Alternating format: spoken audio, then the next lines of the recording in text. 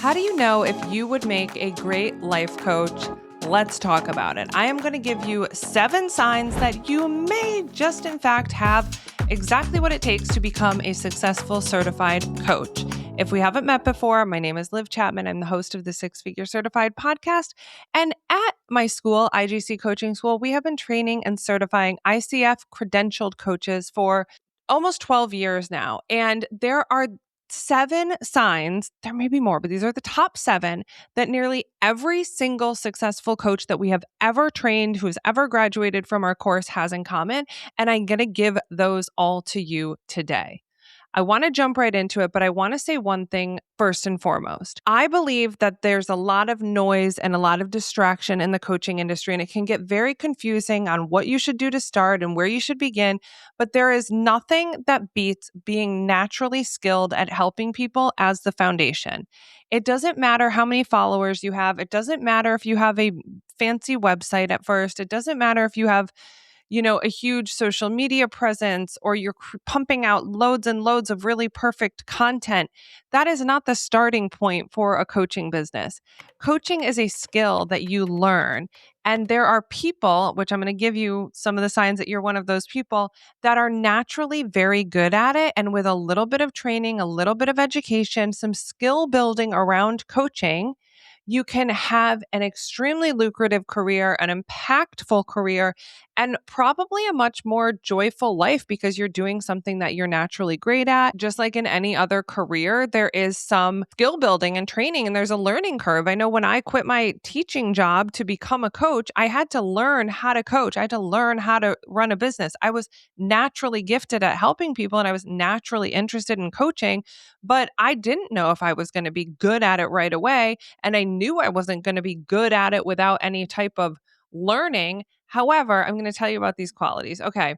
The number one sign that you're on the right track towards becoming a successful coach is that people are already coming to you. People are already coming to you for advice. Maybe you're the one in the friend group that everyone leans on. Maybe people are coming to you because they're going through a hard life transition, or they need your feedback, or they need your thoughtful insight, or they just need space to be heard. So you're a good listener. People are often coming to you if they've gone through a breakup, or they want to go through a job change, or they need someone to give it to them straight. And they don't want to be someone who kind of sugarcoats things and lets them off the hook. They want the truth, and they come to you. So if you are already this person in people's lives, that is an absolute sign that you would make a great coach. People are naturally attracted to you. I also say this is like the person who you get in an Uber, or you get in a cab, or you get in an airplane, and then like all of a sudden you know the person next to you or the person in the car with you's entire life story. Top tier natural coach trait. All right. Sign number 2, you're very interested, almost fascinated, almost enamored. This was like me when I was young, still like this to a degree, but you're really obsessed with like self-help or growth, personal development. I remember being a kid and going to Barnes and Noble. My parents would drop us off at the mall, but would only be allowed to stay in the bookstore because there was a payphone in there, and I would just like camp out in the self-help section. I learned meditation. I learned a lot about astrology. I learned a lot about one of my first books I got there was like a Strengths Finder type book.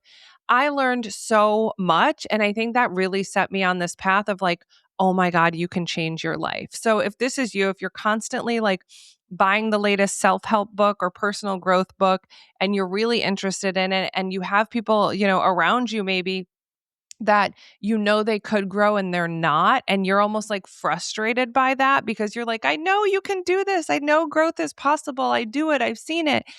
That's a really good sign. I don't know how else to say it, but it's almost like you're just fascinated by the ability to grow and change as a human. Number 3, you care more about people than being right. So you're often the one, and it's going to be controversial, but you're often the one that can see both sides of things. You are an empathetic person. You really care about people, and it makes it easy for you to listen, to understand rather than to judge or to be right or to respond. So it's like you don't have to win inside of every conversation, but you want the person to win. You want the person to be heard or seen or feel like they have accomplished something through having a conversation with you versus you feeling this need to like win or be right. And that is a whole personality type. And I think sometimes can be a little controversial because you're like, you're not Switzerland. You do have opinions, but your real point and the real thing that makes you the most alive or makes you feel the most gratified in situations like that is where everyone feels like they're winning when they walk away, and people do feel like they've been seen or they've been heard because you genuinely care about people and the experience that they have with you. All right, sign number 4. Don't do this in dating, but if you are always seeing the potential in people. This is also like my teachers. This is also my social workers, right? This is where I feel like a huge part of my story comes. Like, I spent years in education and I spent so much time with people, and it didn't matter where they were coming from. It's like I could still see the potential they had and their ability to grow. And I was the one person often in some of their lives that would like listen to their big dreams and tell them that they were unstoppable. And I still feel this way with people. Like, you are never too stuck. You are never too old. You are never too It's never too late. If you have a vision or a dream on your heart, I believe that God wouldn't put it on your heart if it wasn't meant for you. But no matter what, if you have that vision, it's not going anywhere. And I see the potential in people to a really powerful degree where I just feel compelled to tell them and compelled to listen to their story and compelled to let them know that their potential and their vision and what they're here for is worth it. It's worth going all in on. All right. So if you are that type and you just see the potential in people, major key. All right. Number 5, you don't feel the need to fix people. While you see their potential, while you're great at listening, you're the one that everyone comes to, you don't feel like it's your job to fix the person because you know they're not broken. You can see problems, you can see breakdowns, you can see areas of improvement, but there's not much of you that says like, "Ooh, this person's too far gone," or "This person is way too broken to be fixed," right? Because you're not in the business of fixing people.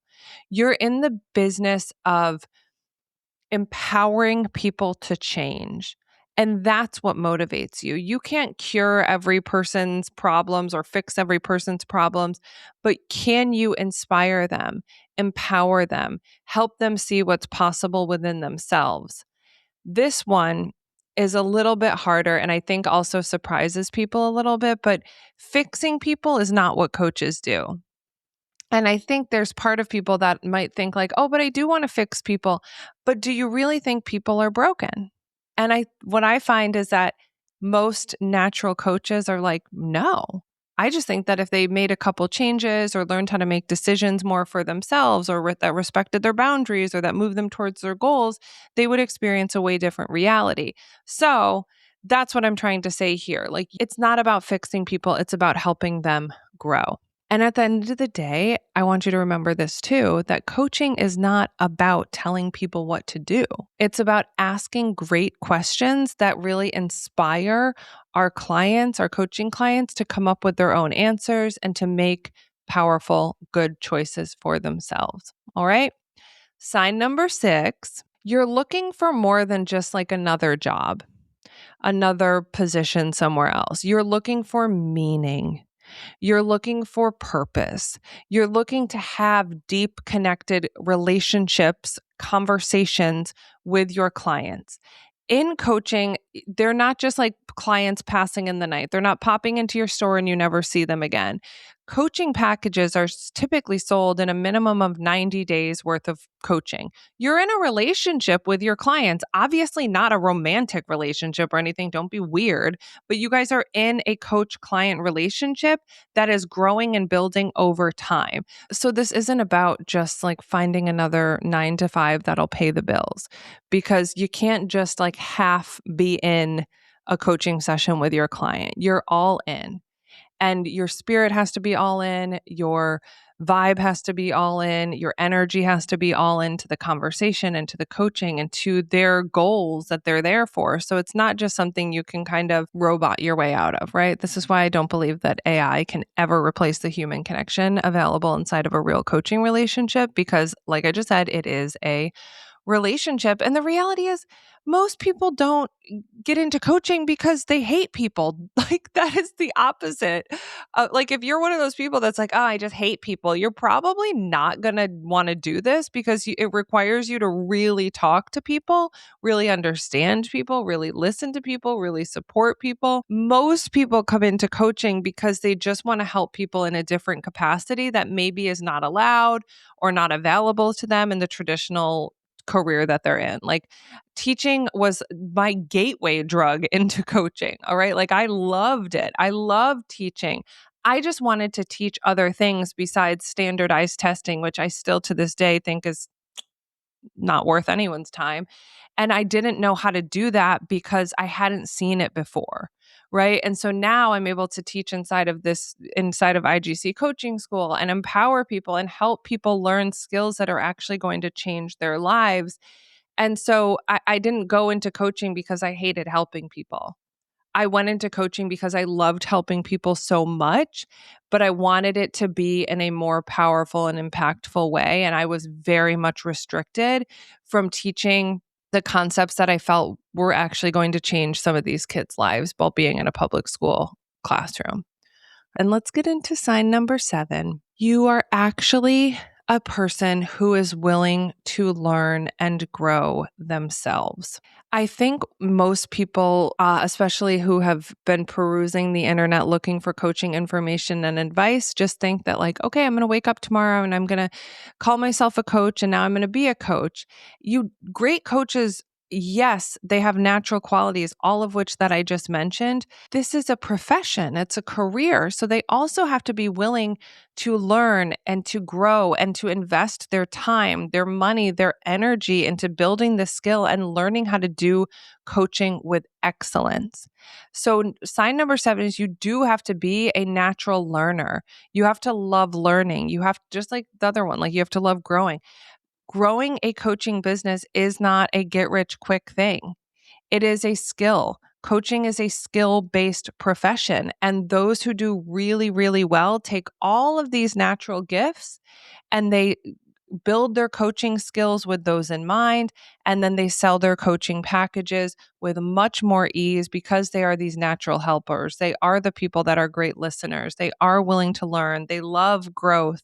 They're fascinated by the human experience. They don't believe that humans are broken, but that they are powerful beings that just need a little bit of coaching to get back on the right track and completely change their lives. So yes, you absolutely must be into learning and professional development and growth. That is how you build a sustainable career. Just like any other career field, there's learning, there's skill development, there's professional development as you go and grow. And that is absolutely an important key indicator that you're going to absolutely be great at this. So those are my top 7 signs. Those are every successful student that I have ever graduated was, let's go back to the top, baby. Just a quick refresh. People are already coming to them for help. They're fascinated by personal development and growth. They care more about people than about being right, meaning it doesn't have to be their way or the highway. They want all people. Again, this is that empathy one. They want people to be successful. They care for people. They want to see people get out of tough situations and change their life. That genuinely makes them happy. Sign number 4, they see the potential. It doesn't matter like where you started from or where you've been. You can change your life and you can grow and you can evolve and you can develop yourself as a human. There is no limits to this: age, income, nothing. Number 5, it is not about fixing people. You do not believe that all people are broken and need to be fixed. You believe that given the right tools and resources and support, anyone can change. Anyone can grow and become a better version of themselves. Number 6, you are not thinking about this as just another random job. If you wanted another random job, there's a lot easier ones than this. but you are looking for meaning. You are looking for purpose. You are looking to actually create relationships with people and help them change their life, whether it's through one-on-one coaching or retreats or group programs or digital courses or speaking on a stage. You want to have impact, and you know that impact requires relationship. And number 7, you are willing to learn.